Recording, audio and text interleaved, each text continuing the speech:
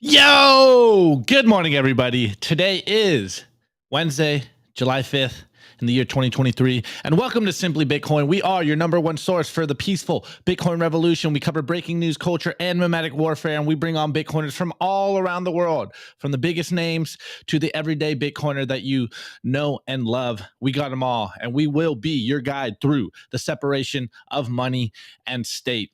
And we got a good show for you guys today. A lot of interesting developments happening around the world. And it really made me understand the importance of stories and that the stories we tell ourselves about reality are the most important that you can be telling yourself, especially the stories based in reality, in truth, because those are the most powerful. And the story of the modern man, of the modern financial world, that they've been telling themselves have been so detached from reality that everything is too fake to even tell what is real. And what is money but a story of trade, of created value, of work done, of free speech? And what is fiat money? The complete opposite. Paper IOUs, control, debasement. Stories are important. And what's the story we've been told about banks? That they're trustworthy, that they have your money, that they are trusted institutions, and they aren't doing stuff that is, leverage degen trading, that these are your trusted institutions. And what's the story about government debt? That the government can have any amount of debt and print our way out of any corner. That debt is money we owe ourselves. These are the stories we hear about banks and monies. And what about treasuries and bonds? What are the stories that we hear about those? That these are the safest assets in the world, that banks are too big to fail. All this stuff we have been told for far too long. Or also another story that governments are the sole controllers of money. But these stories are changing in real time. And as a Bitcoiner, you know that that story has been thoroughly destroyed because we have permissionless money. We have a money that cannot be debased. And we have a money based in truth. And these are the stories that we are constantly not only telling ourselves, but reiterating here on Simply Bitcoin. Things are way worse than the official narrative. Things have been faked for decades, if not longer, via money manipulation. But the truth wants to be set free, guys. And with social media, it will be, and it is. Peer-to-peer money cannot be stopped. It's an idea that's time has come. And even though they will try to stop it, even though they continue to roll out or try to roll out CBDCs, Bitcoin is unstoppable. As the quote says, we know they are lying. They know we know they are lying, and yet they continue to lie. So continue to spread the truth. Continue to tell the stories about reality. Wake up, Neo. Wake up your friends and family. The fiat matrix has you. And if you're listening to this, you are the resistance, guys. You are awake. Go forth. Spread this information because the world needs to know right now that Bitcoin cannot be stopped, that their attempts at control will get thwarted. And the more they push to push a CBDC, the more they push to control the truth, the more I know the Streisand effect will push back and people will wake up and fight. And as we just had 4th of July in America yesterday, it feels good to be here. It feels good to be a part of the freedom movement. It feels good to be on the front lines with you guys as the Simply Bitcoin media team. And I'm just excited to continue to go down this rabbit hole with you guys. So we got some good news coming. We got some good clips. We got a lot of stuff around the world aiming towards the same thing. They want to push us towards that cashless society. They want to roll out a CBDC, but we have Bitcoin. We'll spread the Bitcoin signal. And of course, I'm not alone. I'm here with Dell. Dell, the funky hodl sapien. How are you doing this morning? I'm good. Good to be alive. Saw some disturbing news around the world yesterday, and I have no idea what to believe anymore. It's psyop this, psyop that. This is gonna happen. You just, yeah. I was reminded seeing some of this news of all of the misinformation that has happened throughout time and different things, and the different oppressive regimes that we've lived under, and who controls the narratives, controls the people's minds. And that's a really scary position to be in because back, whether or not it was true, I'm not going to say one way or another, but back in the 80s, you had the whole Cold War going on and people lived under this fear. They had no idea if something truly horrific, ground shaking, world shatteringly horrific was going to happen. And I was reminded of that thought I thought of that. I have no idea what it felt to live like then because I wasn't born yet, or I was just a baby at that time. But to live like that day in and day out is awful.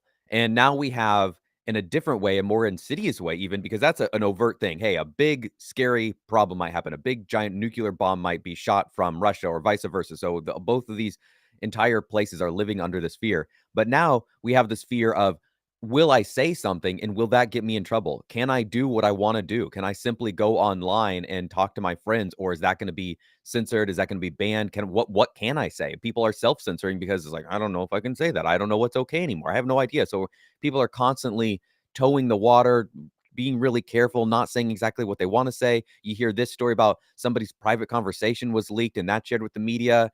And like, could that happen to me? Or this person, this certain thing was said, taken out of context. This thing in a video was said and it was tweaked. It was blah, blah, blah. That's part of the reason I talk so fast. Is like, good luck editing this shit. And then you go on. Now I'm slowing down. Oh no, the guys, they're going to edit me.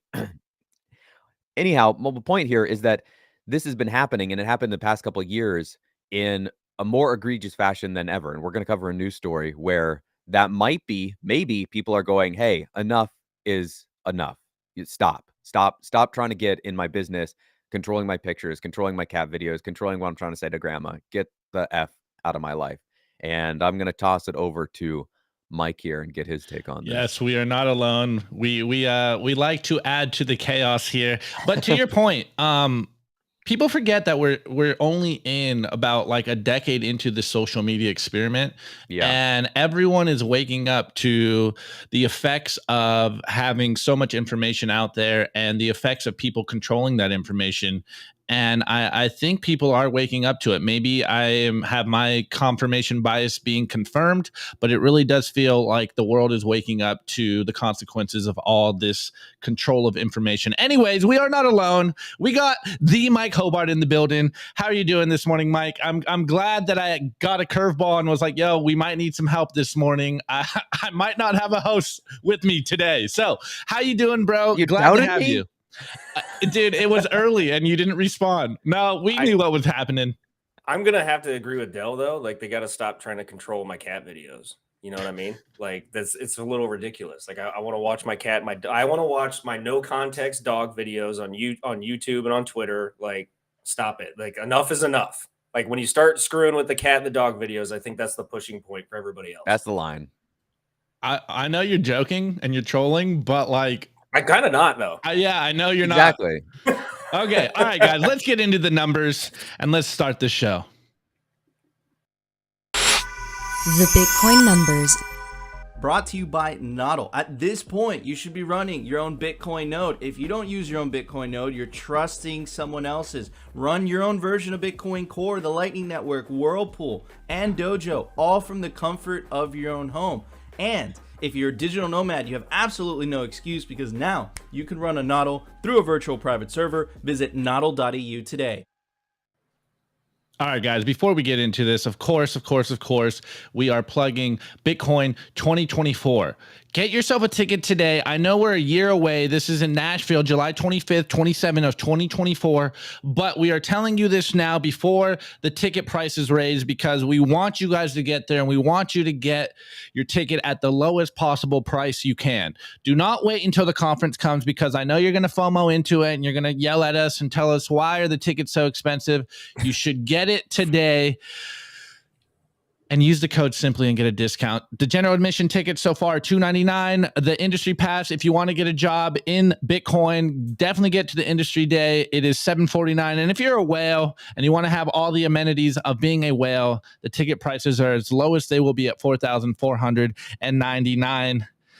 And I'm so excited to take over Nashville. It's going to be super, super fun. I can't wait to go hang out with my boys from the Bitcoin Mag, especially Nick Can't Mind. He's my dog. All right, anyways, let's get to the numbers here. We are over on Clark Moody's dashboard. And Dell, when I'm talking about this reachable nodes, I see you have another dashboard over here. Will you give us running down those numbers? So first and foremost. Mine doesn't have nodes, but I can pull up something else that does. Okay, all right. Doesn't matter. First and foremost, we are at block height of 797,322. This is the only date that matters. TikTok next block. We are at all-time high of block height. Anyways, the Bitcoin price is currently at $30,445 per Bitcoin, which means the Moscow time, aka sats per dollar, aka how much the US dollar is worth, is currently at 3,285 sats per dollar. And the total percentage of Bitcoin that will ever be issued is at 92.47%. The market cap in fiat terms is 591.3 billion. Yes, we are under 600 billion again. It feels not so good. Anyways, or again. Yeah, exactly. Anyways, the realized monetary inflation, taking fiat currencies to school, is currently at 1.75%. The Bitcoin versus gold market cap is 4.64%. Anyone that says you aren't early just really doesn't understand how early we are in this Bitcoin game. Anyways, the total Lightning capacity is currently at 5,422.04 BTC. The reachable Bitcoin nodes, I might need to update this. I might need to move to another dashboard. Clark Moody, what is going on? Do you have these numbers over here, Dell? Yeah, I've got the node numbers. Is that the one you want? Yeah, that's what we want.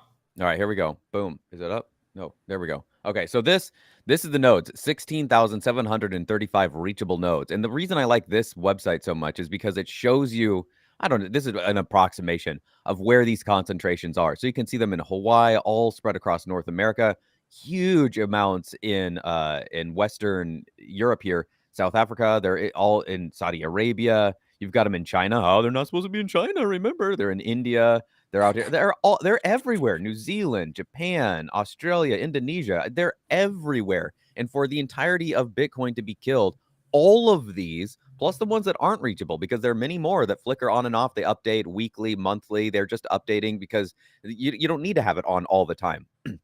So there are thousands of these, 16,000+ of them. Somebody in chat asked, what if I don't know how to run a node? Don't worry about it. There's 16,000 other people that do know how to run it. Don't worry about it. I was actually about to chime in. Edith, for those questions, I would look up BTC Sessions, his YouTube. He'll have multiple different YouTube videos on how to run a node and how to set them up, because some of them will be a little bit different. Agreed.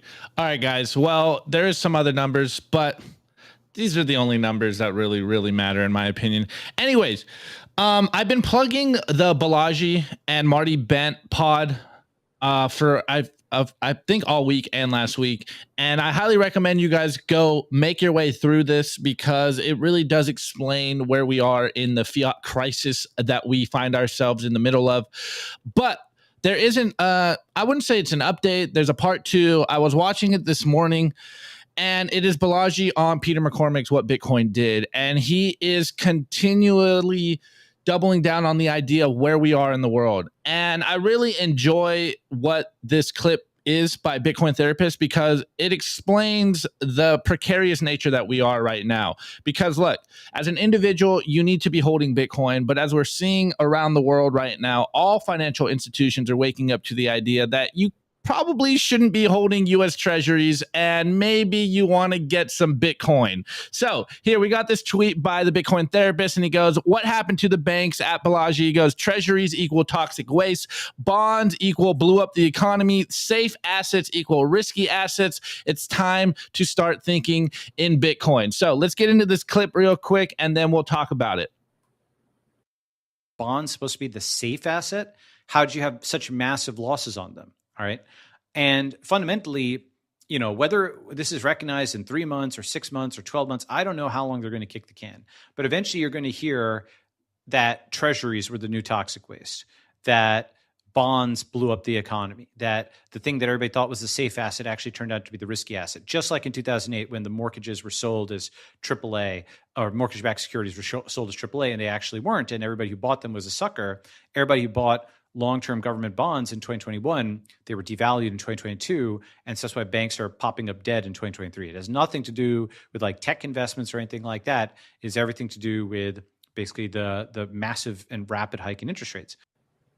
Again, guys, the stories we tell ourselves are important. And the story that non-Bitcoiners are telling themselves is that US Treasury, government debt is the safest thing to be holding on their portfolios. But it's becoming very clear that this is not the case, and the confidence game is showing cracks. Anyways, doubling down on this, BTC Therapist tweeted a little bit later, real estate caused the Great Recession, bonds will cause the next depression, and Bitcoin will teach everyone a lesson. And this is where we are in the game, guys. We are Bitcoiners. We are simply Bitcoin.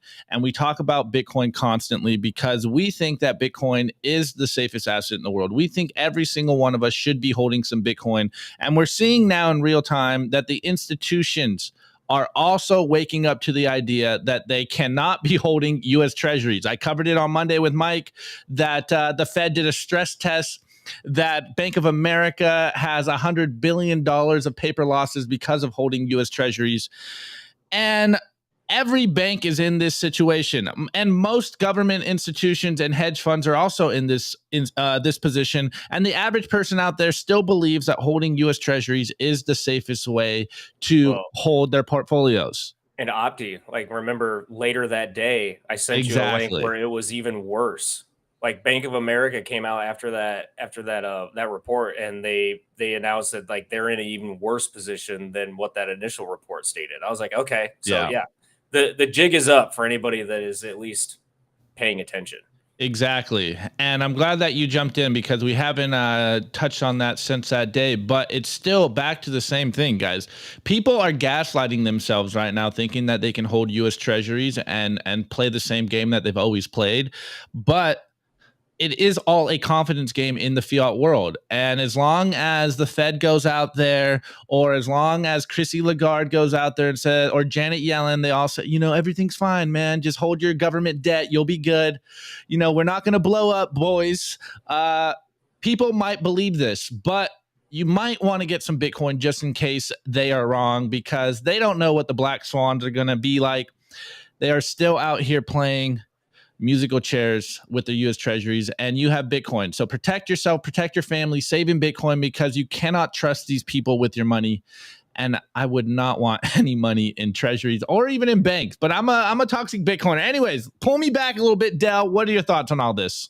No, I'm not going to pull you back. I've got, if we want to tie right into it, we can have the banks talking about that. I can go right into this clip unless you want to save it for the news in Australia and about the situation with the banks. But yeah, let's save it for news. Okay, it's not any better than that. Like, there's no reason to pull you back. People are seeing a system break in real time, and I don't know if we're going to have time to hear Mike's incredible analogy that he was telling us earlier, but it's a good point. Even if you see problems in the system, it's not an easy thing to change. I'm not going to steal Mike's thunder here, but the point is that even if everybody sees the problem, that they go, oh, hey, the situation isn't all that good. Like, you can probably see this in your own lives. Like, hey, maybe I should make some changes. I don't like my diet. I don't like my job. I don't like this or that. Like, just take your job, for example. Maybe where you work isn't all that great. Maybe it doesn't pay all that much money. It's in a bad place. Whatever the case may be, you can't just go, I have a new job now. You get, like, I work at, let's say, Walmart, for example, and I now work at the place that I love. Like, you can't just go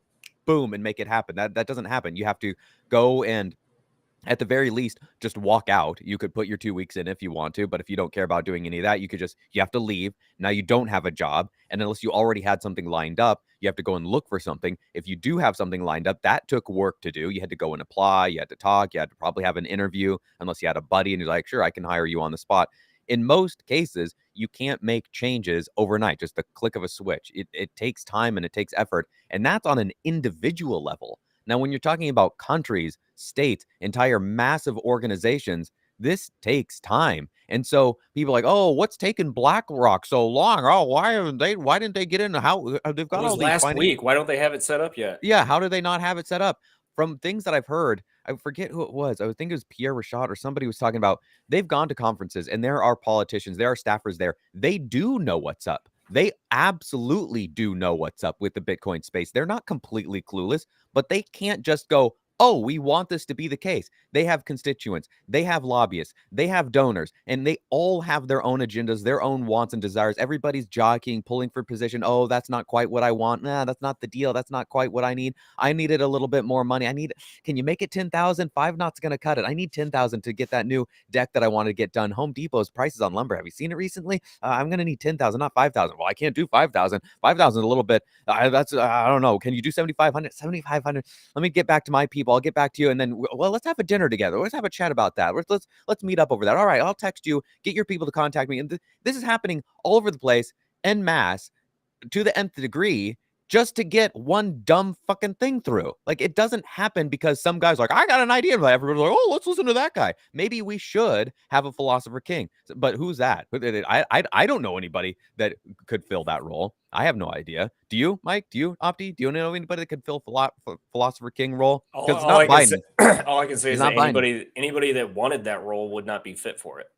True. That's exactly. Yeah. Right. And before, I really think it'd do the audience a benefit if we did get Mike to give that little metaphor that he gave us earlier. But it's back to the idea of I think people really underestimate how long it takes to move the Overton window, and also how fragile it is. Like, you got to move it incrementally so that people don't freak out, so that people don't instantly tune you out. So like, things happen in very slow orders by design, because humans don't really think as radically as you might like them to. You can't make overnight changes on things that have been happening for hundreds, maybe even longer, centuries, or, thousands of years. It's like, things move slowly in human society, and you just kind of have to work with that Overton window, or else you're going to break it, and then you're going to get discredited. And these are what the politicians are doing. Maybe we do have a lot more Bitcoiners in positions of power, but they can't overtly go out into the public and be like, I'm a Bitcoiner now, because then most people will instantly discredit you, because look at how we all are on Twitter. We are all in a little micro niche corner of the internet, and people are like, oh, these stupid Bitcoiners. But as number goes up, people will start to realize that we're right, we've been right, and we'll continue to stay right. But anyways, Mike, tell the people your little metaphor. Well, before I get into the little metaphor, I also wanted to elaborate on 2 points you guys just made. Because there's a reason that people, when you're trying to change a routine, like whether it's with policy or legislation or even just working out, like people don't do radical changes rapidly well, because then you elicit an emotional response, because we're routine creatures. Like, biological, I've said this before, biological life is designed to be routine. Like, you're supposed to have a routinized schedule as far as like sleep schedule, eating schedule, activity schedule, waking and sleeping schedule. It's because like that allows for the body's an adaptation machine, and you're supposed to establish that so it can maintain homeostasis. And people need to consider that when, like Opti, like you just said, the Overton window is shifting. Like, you have to do it slowly so you don't elicit an emotional response, because then you get unnecessary or irrational pushback or like aversion to change.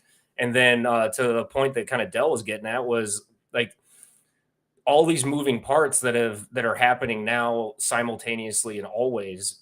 There's also the moving parts that have been gaining and maintained momentum that you could probably trace them back all the way across history. Like, one of the greatest like examples of momentum and systems would be like the central banking system, like the Rothschild family, and like all those like ancient families that have maintained power. Like, that momentum is still steamrolling today. Like, it steamrolled through the world wars.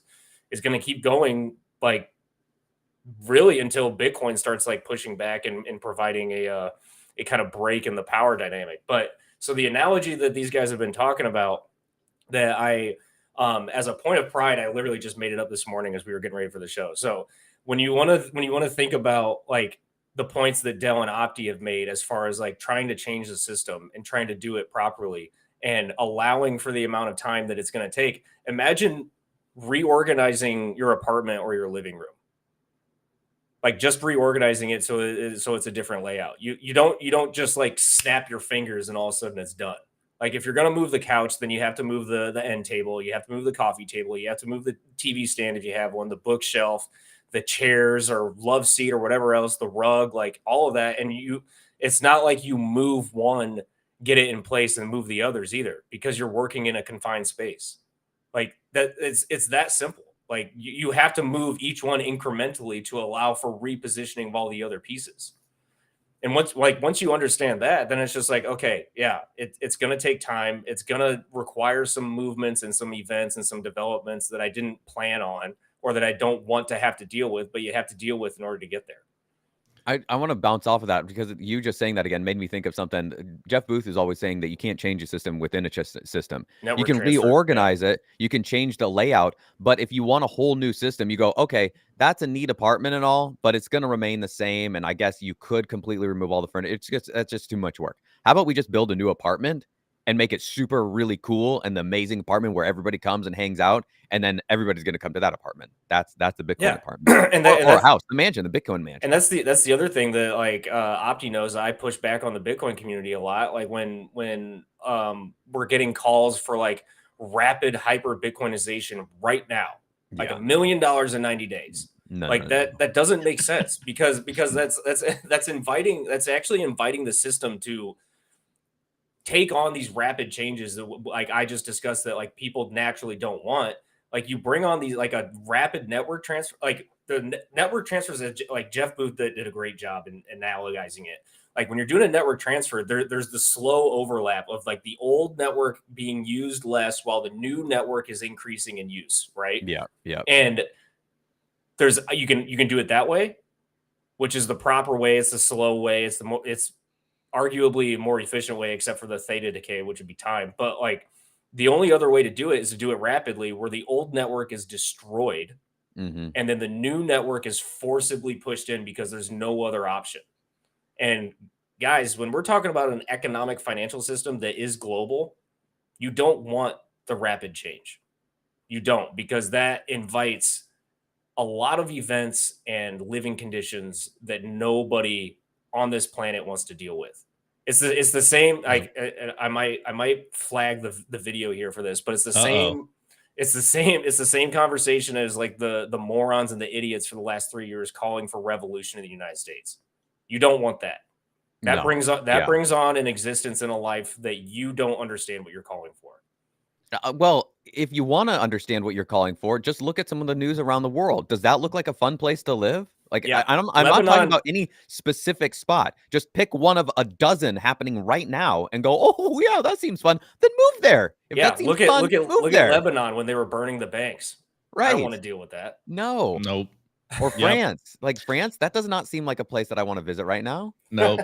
This is back to kind of an idea we've been talking about here. Is as an Austrian economist or Austrian Bitcoiner, we always talk about the memes of lowering your time preference, and usually that's in the idea of lowering your time preference so that you can buy more Bitcoin.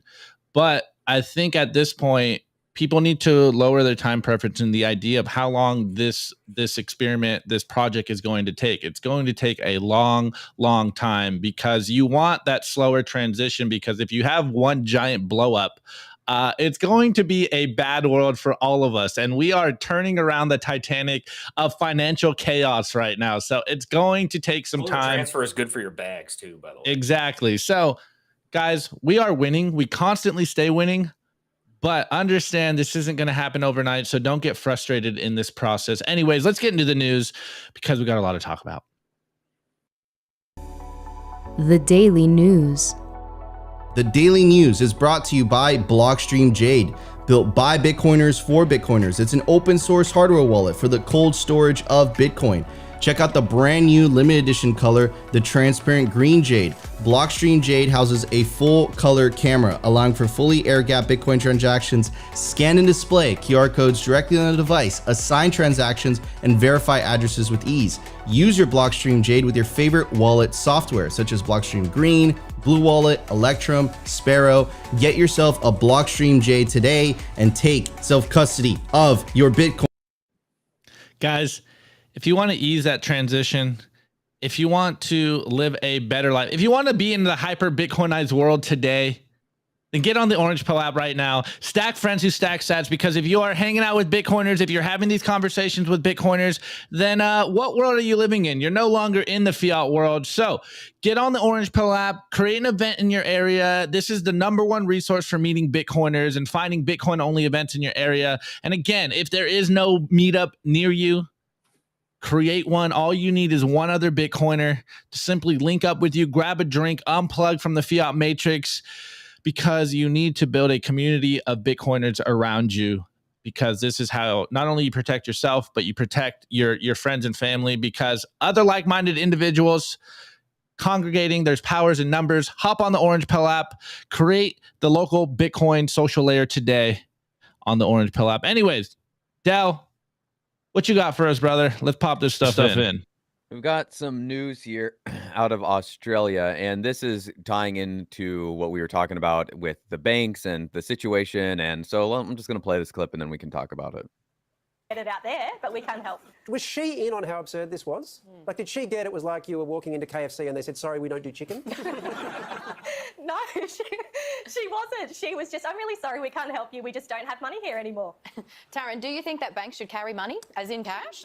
I do. They have got my money in their banking system. I should be able to access it, right? Have you heard anyone else have this similar experience, Taryn, or is this the first time that you've come across this? This is the first time I have come across it myself, but my social media is blowing up with lots of people with the same experience. What's the vibe of those people, Taryn? I'm guessing they're not thrilled that they can't access their own cash money. Definitely not thrilled. And why would you be thrilled about not having your money? You go, you expect it. It'd be like, I mean, I don't need to put an analogy. It's like the guy said there. You go to KFC, you're trying to get some chicken, and like, oh, we don't have chicken. Like, huh?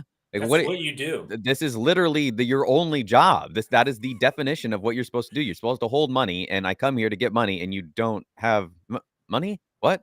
This is something that blows people's minds. I was talking to a family member about this just recently, because I finally convinced her to get some Bitcoin. She did so and was like, okay, it's cool. I'm good. I'm like, no. That is step one. She bought it through Swan. And I told her, like, even the company that you bought it from it is strongly encouraging you to get it off of there. And she just wasn't really understanding why. And I was like, do you think that the money that you have that you see on your screen in a bank, do you think that they have that? And like, yeah, of course. Like, no, they don't. All they have is a number on a screen. They don't actually have that money. And I realized talking to her how deep into this whole system I am, and this whole Bitcoin maximalist system, because she just it wasn't even on her mind at all that the bank might not have her money, or that Swan might at some point not have the Bitcoin. I was like, look, I think that Swan will have it for the time being, but you never know what's going to happen. And the point here is that you don't have to trust them. And if you don't have to, why would you? Like, people are, it blows my mind that people, they don't make the connection that taking your, like, you can't do this with stocks. People are buying stocks. I'm investing in stocks. I do this, but you're trusting that the exchange, wherever you bought these stocks from, Fidelity, the Charles Schwab, whatever, is going to have them, Robinhood, to sell when you want to. Well, they don't. They're just moving numbers around. If a bank doesn't have your money, if whoever doesn't have your Bitcoin, but you have the ability to change that, and you can take custody of your Bitcoin, which is unlike most other things, why wouldn't you do that? Why wouldn't you exercise that ability? It's so simple. Oh, it's hard. I got to do that. No, it's not hard. It's really not. It's really simple. So trusting and failing to verify is one of the biggest mistakes that you can make if you're in the Bitcoin space. So don't trust the banks that they have your money, because they don't. And we're ever moving further away from a cashed society to a cashless society. Because if you've got cash and you've got paper and you're moving that around, they can't track that. And the powers that be don't like that. They don't like that, which we can move over into this next point, actually. This is a short clip from the IMF. Now, this is from Carl B. Menger. This is from the IMF managing director. Probably butcher the name, but it's something like Kristalina Georgieva. And she's talking about CBDCs here. So I'm sure we've never heard of what those are. So let's get this up here. If we are to be successful, CBDCs could not be fragmented national propositions. to have transactions more efficient and fairer, we need systems that connect countries. In other words, we need interoperability. And for this reason, at the IMF, we are working hard on the concept of a global CBDC platform to trade and to manage risks. And my colleague, Tobias Adrian, will talk more about it. To trade and manage risks globally. So it's not just enough that your local jurisdiction, your United States, your El Salvador, your Brazil, your et cetera, has a CBDC. No. They need to be able to interoperate together. That way we can monitor what everybody is doing all at once. One giant web of surveillance. So we can see how Russia is playing with France, who is playing with Brazil, who is playing with South Africa. And if we don't like how they're playing with each other, we can come in like the big, noble, smart teacher that we are. No, you're not. You look more like, what's that Dolores Umbridge from Harry Potter, the super evil, horrible teacher, the most hated. Pink. Yeah. The absolute vile comes in looking all sweet and nice, but is actually just like Satan incarnate. No. How about I just do what I want and you piss right off? How about that? How about that option? Like, I don't understand where these people come from thinking that this is a good idea to monitor everything that we're doing. Do you want me monitoring what you're doing? This is what I've proposed as an idea, because I think the whole public servant part as a politician has completely been forgotten. So I think that when you become a public servant, when you are hired into a position of power, well, whatever level, it does not matter what level, from the tiny town of 500 people mayor all the way up to the president of the United States. If you are in any of those positions, your records, everything that you do should be paid on the blockchain 100%. And if it ever comes out that you got a donation, a bribe, anything from any other source, I'm talking about even a $5 bill that someone handed to you because they said, hey, I like what you do, you are immediately, no questions asked, removed from office, because we as the people need to know that you're our employee. We need to know exactly what you're doing all the time, exactly where your money is going. And if you don't like that, then don't sign up for the job. Those are the parameters that I would put in place. I would say every single transaction. You mean the porn accounts that I sign up for, the OnlyFans? Yes, 100%. All of that. Every single latte, every single picture that you've downloaded, everything. Your life is an open book. Well, I don't like that. I don't want to be a politician. Great. Let's have everybody say that. That's the idea. Everybody says, I don't want to be a politician. That would be the idea. That would be the ideal idea, is nobody does it. And then we all manage our own lives because we all have our own self-interest at heart, and then we operate together. Oh, whoa, crazy idea. I was going to say, besides the chat being lit right now with those two videos, like, they've been making a couple good points, that first clip that you shared, Del, like, it exposed two glaring ignorances. One, credit to the chat, because a couple of the people in there, they got the point, is that once you put your money in a bank, it's not your money. Right. Not your money. Nope. That is a debt to you. It's a liability for them. And most people don't even know, like, the economics of, like, running a bank. Like, cash reserves are liabilities for them. That's why they don't have any. And that's on top of that. And then the second point that I wanted to make too is that, like, that woman was claiming, she's like, well, I don't like this. I want my banks to have cash on hand. Like, there is not enough there's not enough papyrus on the planet to be able to facilitate the amount of to facilitate the amount of cash for the money creation that has happened in the last, like, even 10 years. So you guys are lost in the sauce at that point already. Like, it's not gonna be able to get there. Yeah, I think it's important for us to continue to double down on that idea, because it really blows my mind that people don't understand that once you give your money to the bank, it's no longer your money. And the fact that we're seeing this seems like a Australian talk show or something. Mhm. And, people are, like, waking up to this idea that it's not your money when it's in the bank. And even though they're kind of ridiculing it and they're laughing about it, I think that signal is still getting out there, and people are starting to wake up to this idea, whether it's subconsciously or not. They're like, wait, it's not my money if I put it in a bank. Why am I trusting them with my money? This makes absolutely no sense. And as a Bitcoiner, obviously, we're like, become your own bank. Yeah, so just doubling down on this news about peer-to-peer Bitcoin and having trust in different systems. Belarus wants to ban ban peer-to-peer Bitcoin transactions. The country's government announced it is working on legislation to make it illegal to perform peer-to-peer Bitcoin transactions. Belarus plans to issue legislation banning peer-to-peer crypto transactions to reduce fraud. The Ministry of Internal Affairs, it sounds like a Ministry of Truth, said in the Sunday Telegram post. Citizens of the East European country will be allowed to conduct transactions only through exchanges based in the Belarus high-tech park for the sake of transparency and, control. At least they're saying the quiet part out loud right there. P2P services are in demand amongst fraudsters who cash out and convert stolen funds and transfer money to organizations or participants in criminal schemes, the ministry said. The ministry added that it had identified 27 people, who provided illegal exchange services since January 2023. Their total illegal revenues amounted to nearly 22 million Belarusian rubles, 8.7 million. The introduction of a practice similar to the procedure for exchanging foreign currencies will make it impossible to withdraw money obtained through criminal means. In such conditions, it will simply be unprofitable for IT fraudsters to operate in Belarus, the statement read. Long and short is, we want to control everything that you're doing. We saw this in the U.S. where they want to watch, thank fucking Christ, it got stopped until next year or maybe ever. That they want to see $600. Oh, you spent $600. Somebody bought a couch from you. Somebody bought a motorcycle, whatever, a bike from you. We got to know where that is. We got to know. It's like that meme that was going around. I've seen a number of times. It's they can't see anything, completely blind. Donald Duck. Oh, can't see anything. When it's billions of dollars going to this or that thing. Pentagon lost $6.2 billion, but $600. They got the microscope on you. What'd you do with your $600? And just leave me the F alone. Stop. Just don't. And Dell.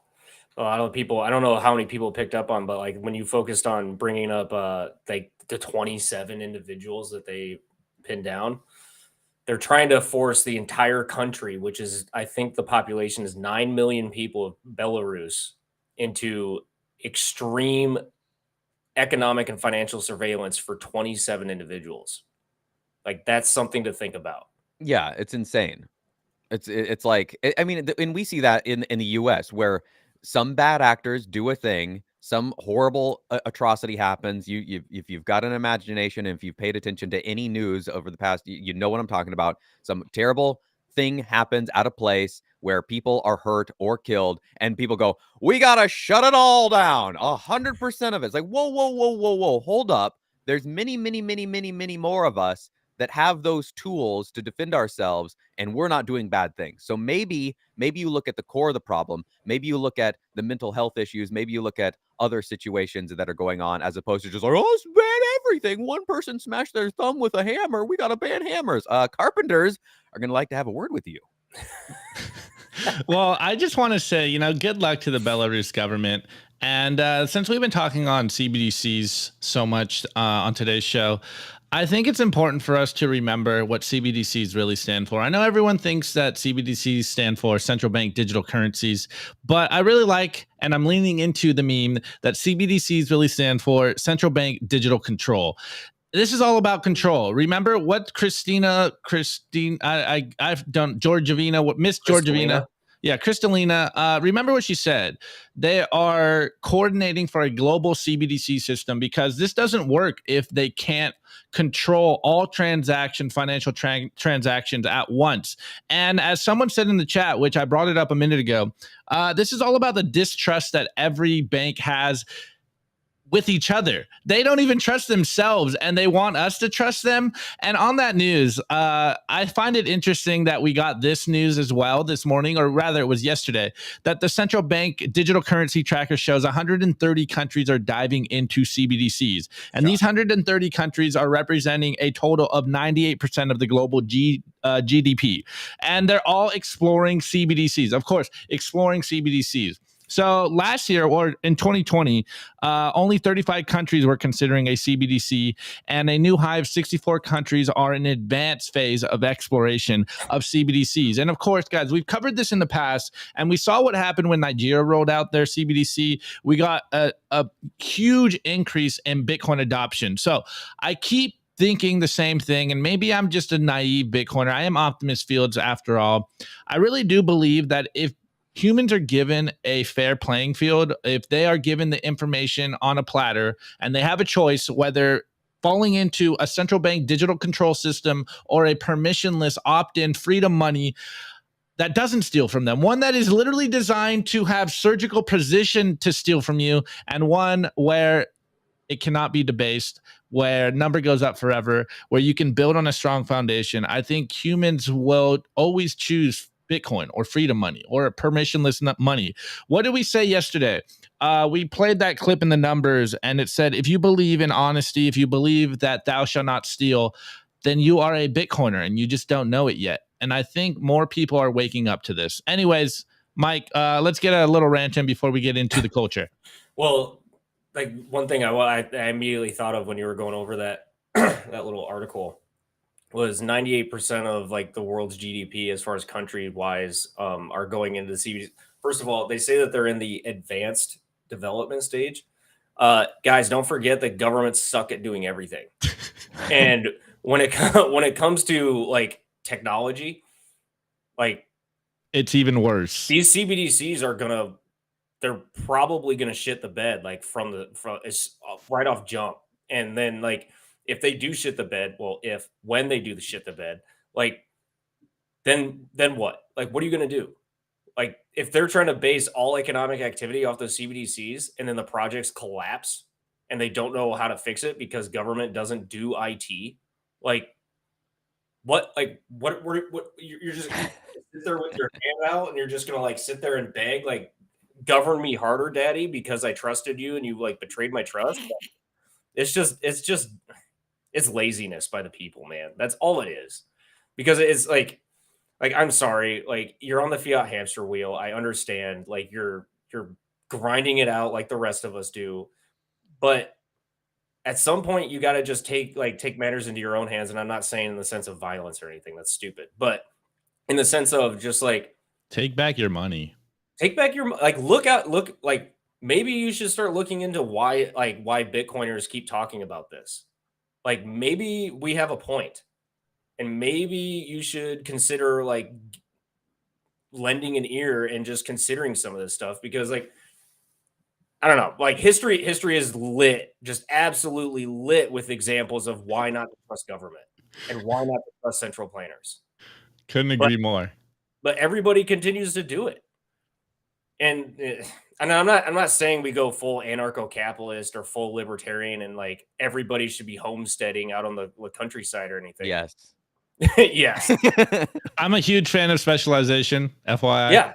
Yeah. But like there's like in Opti, like I've talked about this all the time. It's like it's not a purity test. There's never gonna be a pure system ever. That's not how nature works. Like water is never pure in nature. Well, okay, barring outlier events, but like people just need to like just wake the fuck up and start just paying attention. And like I'm at least I'm not calling to say like you put all your money into Bitcoin. If you want to, go for it, but protect yourself at least a little bit. No, yeah, perfect segue, because we talk about it all the time, and this is what we're going to talk about in the culture today, about exiting the fiat matrix. Once you understand what the game is, you might want to get some Bitcoin just in case it catches on. It's a very simple process. But let's get into this culture, because we are running a little long today. We've been ranting heavy. Yeah. The Daily Culture. Brought to you by SwanBitcoin.com. Swan is the best way to build your Bitcoin stack with automated Bitcoin savings plans and instant purchases, serving clients of any size from $10 to $10 million. We love Swan because they incentivize self-custody and dollar cost averaging. What are you waiting for? Visit SwanBitcoin.com today. Well, like I said to you guys a minute ago, Dell hit the nail on the head at the very end of the news segment, because what I wanted to talk about is escaping the fiat matrix. And I've seen a lot of people in the chat this last week. We have a new Bitcoin skeptic that hangs out with us. I think he's a Bitcoiner, but he has a very paranoid Bitcoin perspective. Shouts out to you, bro. Tinfoil hat Bitcoiners are, we're cut from the same cloth.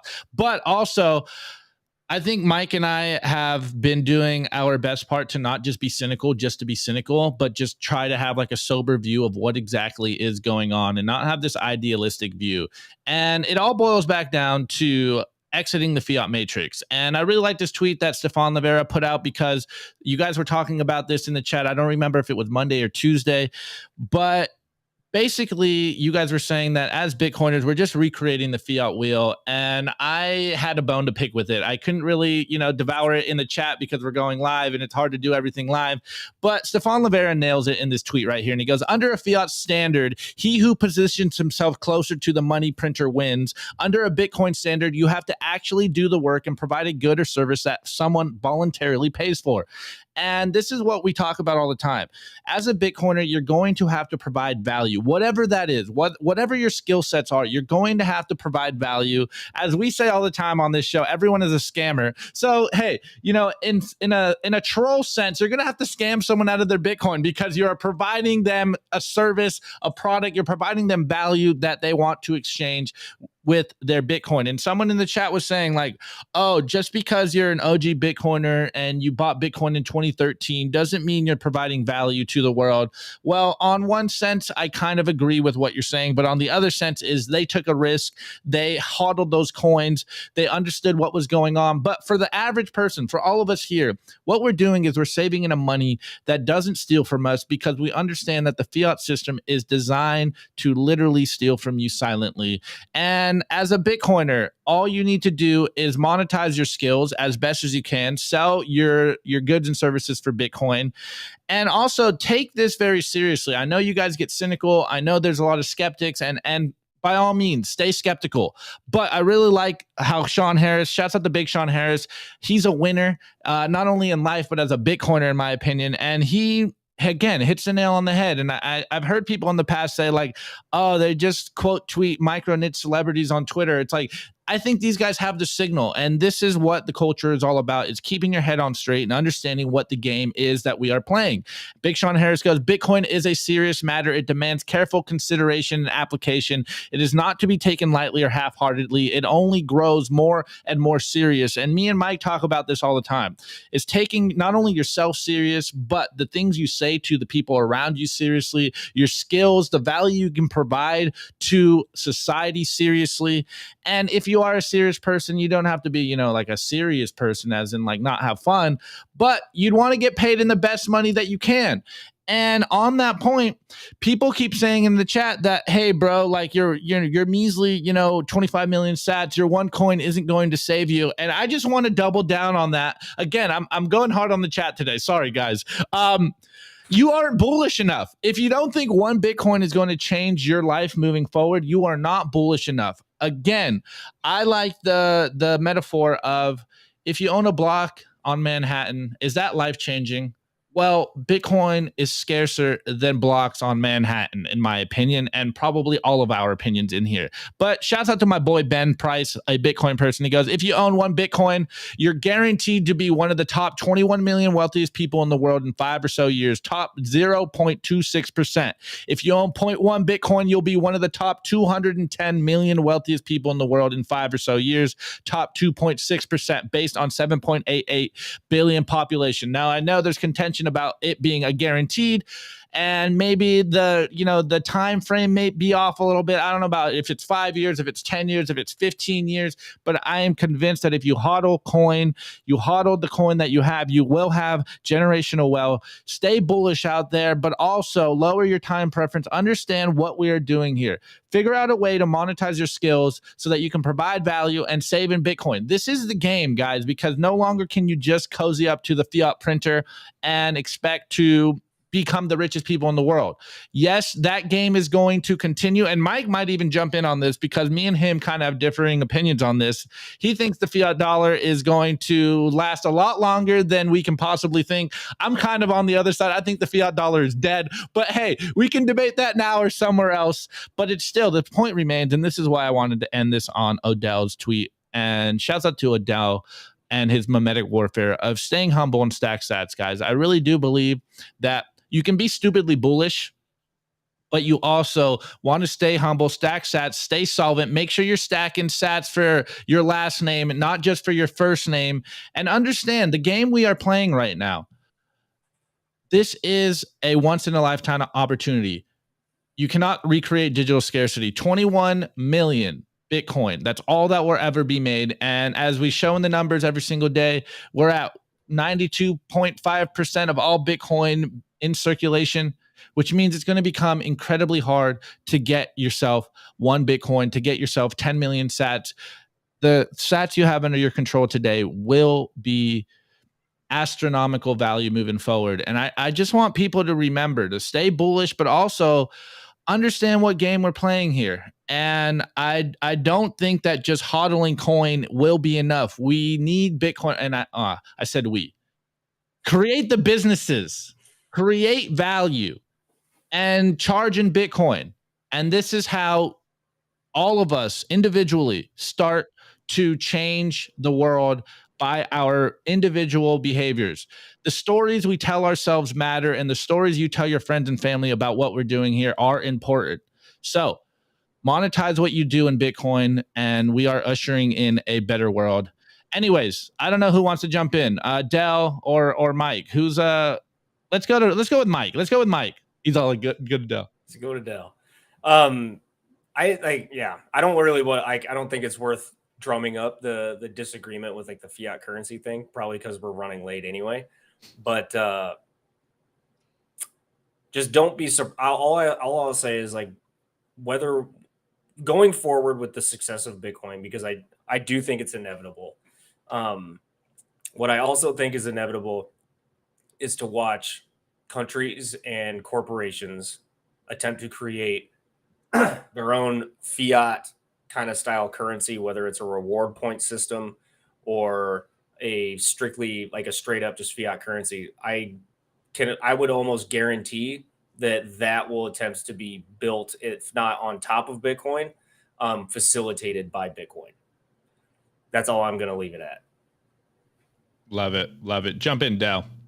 Yeah, I totally agree with what you're saying there about create things of value that people will like, create the economy that you want to create. And it goes beyond just create the economy that you want to create. Create the life, create the universe that you want to be a part of. Like, I'm struggling with this right now. I put a tweet out last night saying that I'm going to leave Twitter. And then I found out this morning, like, I giving that some more thought. I guess I was just kind of taken up in the moment. It was like July 4th. I'm like, fuck this system. I'm so sick of all this government social bullshit overreach. I'm so fucking sick of it. And I don't want to be a part of that. I like what Noster's doing. I like what the Orange Pill app is doing. I want to be a part of that system. But what I realized is that if I completely delete my account, I won't be able to read threads, watch videos. Like, I won't be able to I'll be rate limited to like 5 tweets or whatever the fuck it is currently. And so I thought, maybe I have to kind of stay here for the time being, so because I use it for a lot of content.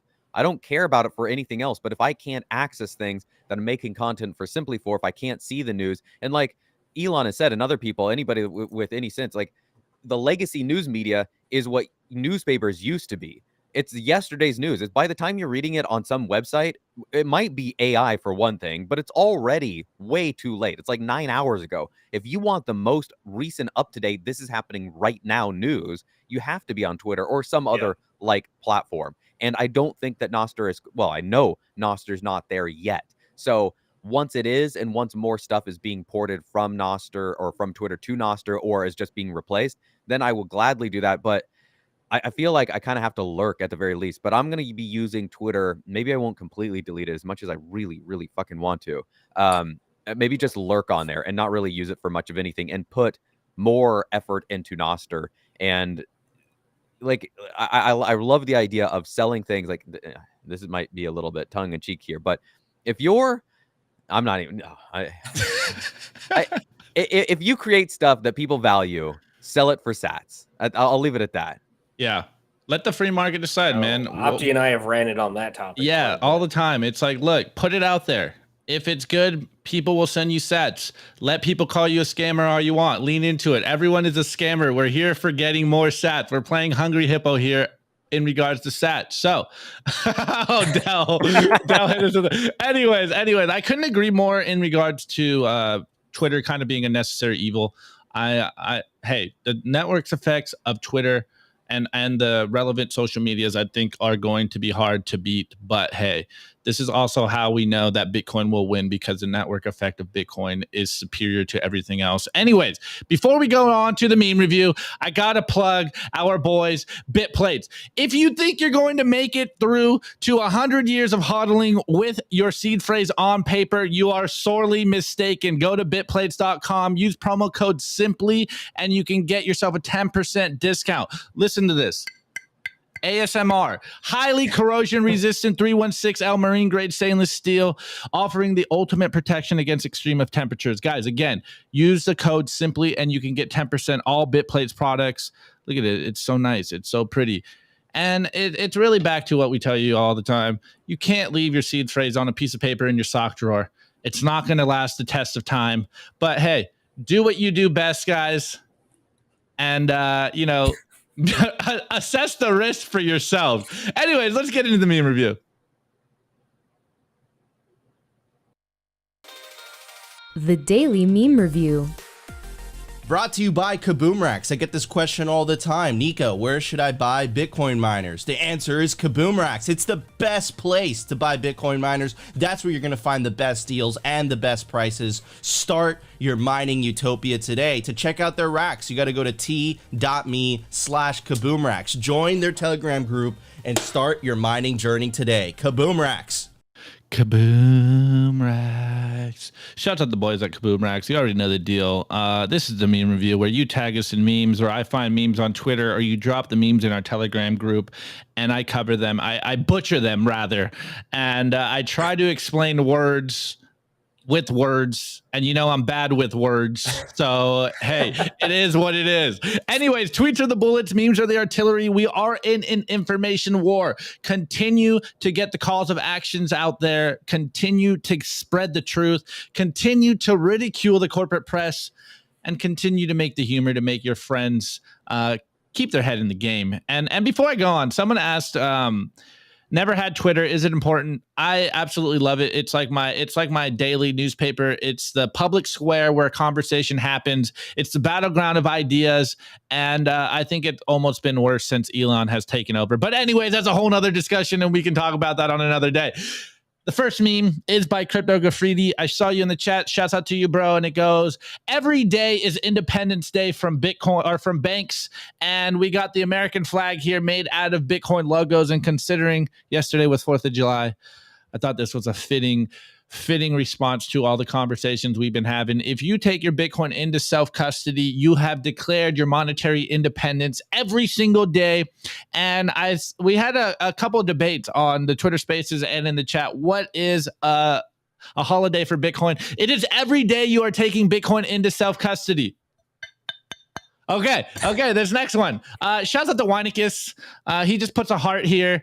And I know all you guys are searching for girlfriends out there. So we got a screenshot of Tinder, and it goes, it's a match. And we got on the left side the Bitcoin logo, and on the right side a Chad Bitcoiner. This is a match and made in heaven. Stack them sats, and maybe one day you'll get a girlfriend. Anyways, this next meme is by @HoardingSats on Twitter, and he just goes, McCorn. And we got the classic superhero red button meme, and he goes on the left side, become a whole corner, or a whole corner. Sorry, become a whole corner, or stay solvent.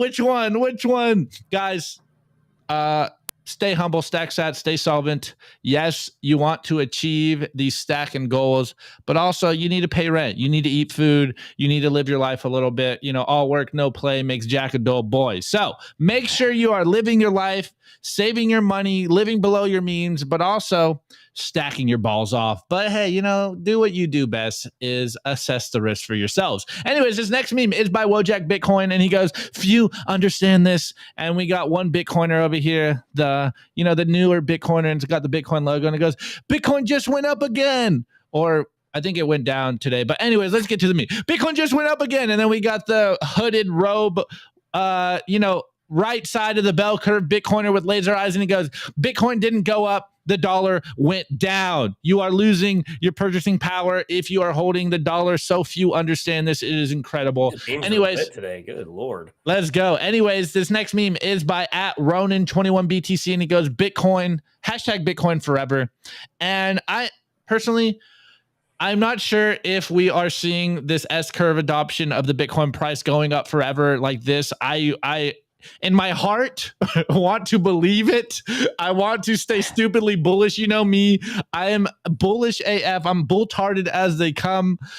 I am still on the fence on whether this is how the Bitcoin price is going to happen. Maybe it will. You just got to, zoom it out a little bit. So this looks a little quick, but hey, I'm okay with Bitcoin going up forever and it's going to infinity. Anyways, we got that chart. We got the Bitcoin logo and it goes, it's going up forever, Laura, forever. And on that note, I do have it over here. So it's going up forever, Laura.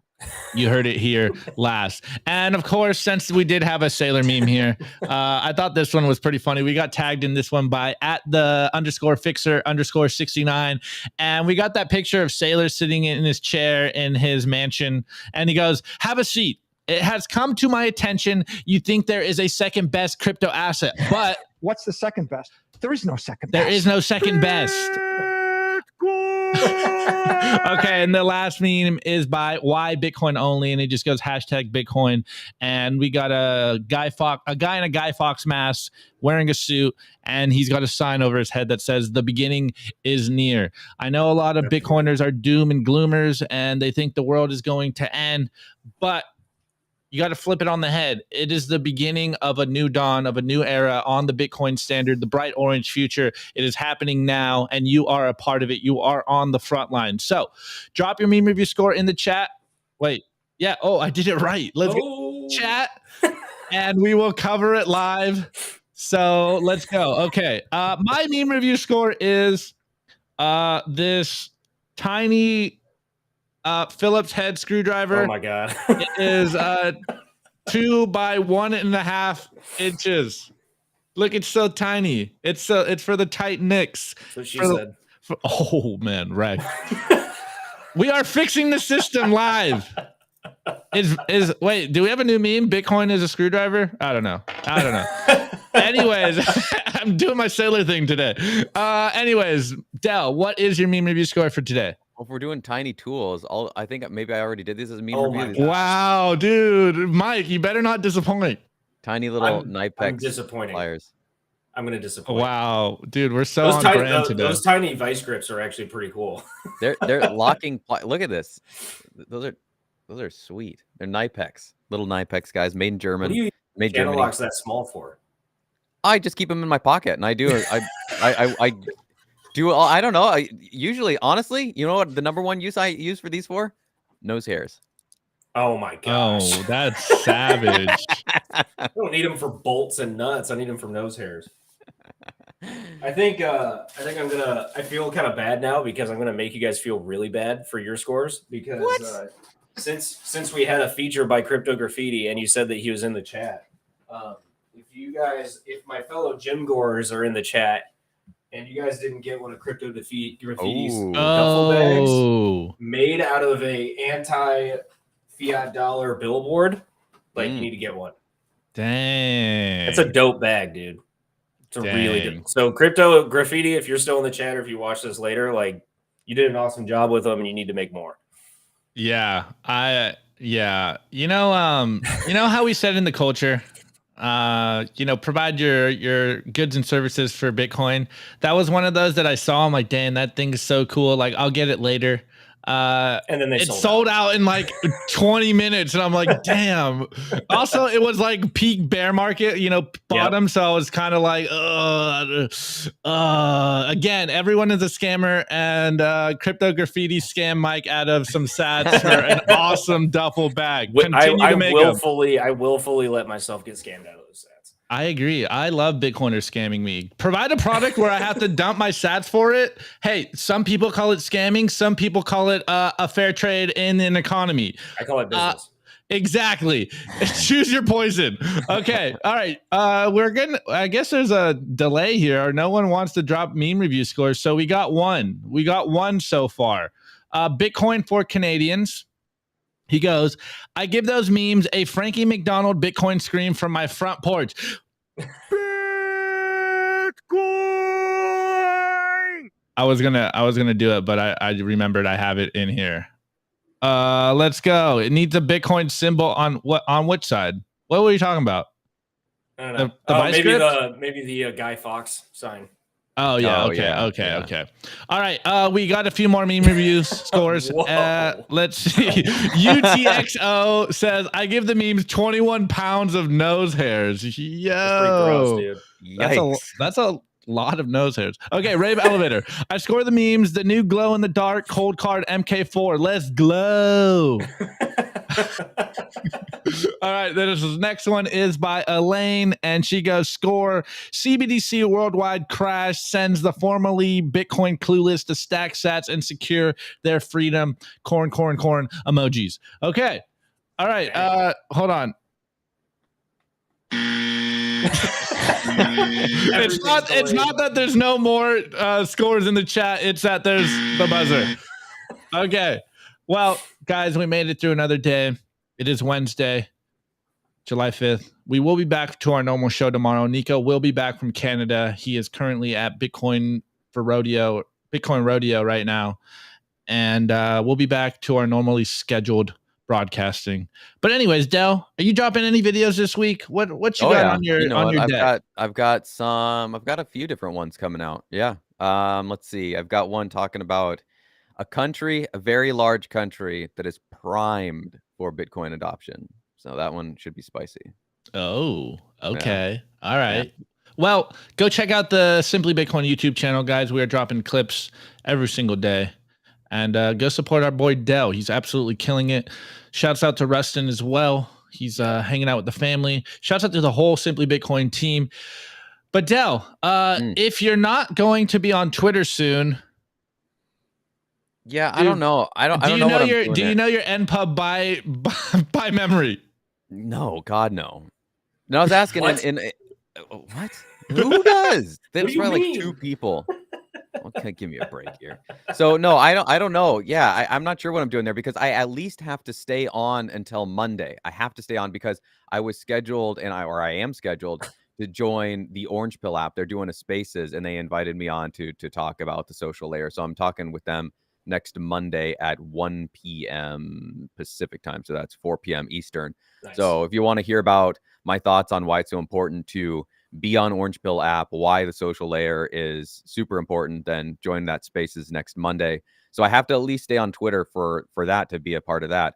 I don't know what I'm doing. Like, I don't like the situation, but I don't know that I can just leave it just yet. So I don't know. I don't know what I'm going to do. Well, we'll see if we're only going to be able to find you on YouTube soon. But anyways, Del, really appreciate you filling in for today. Well, for sure be on Noster and Orange Pill app. You can definitely find me there. plug. All right. Appreciate it, Del. Let me put you behind. Mike, always fun when you come on, bro. I'm glad that we added another wrench in the chaos for today's show. Yeah. But tell the people where you are. What are you working on? What you got in the books? Just follow me at the Twitter handle down below, the Mike Hobart. I did for those that did maybe try finding me on Twitter before, I had the text for my name was technically italicized, so Twitter was reading it as emojis, so you couldn't search me at all. So I fixed that problem. But yeah, find me at Twitter at the Mike Hobart or my Substack, which is down below, is justhearmeout.substack.com. I wouldn't. If you're going to that expecting to get Bitcoin only content, I'm going to warn you, that's not what it is. It's basically just me ranting about public health, physiology, philosophy, macro, everything. So yeah, if you want to get some like just interesting takes on things, that's where you can find me. But other than that, I'm actually taking a little bit of a break as far as writing because I was writing pretty hard there for a while.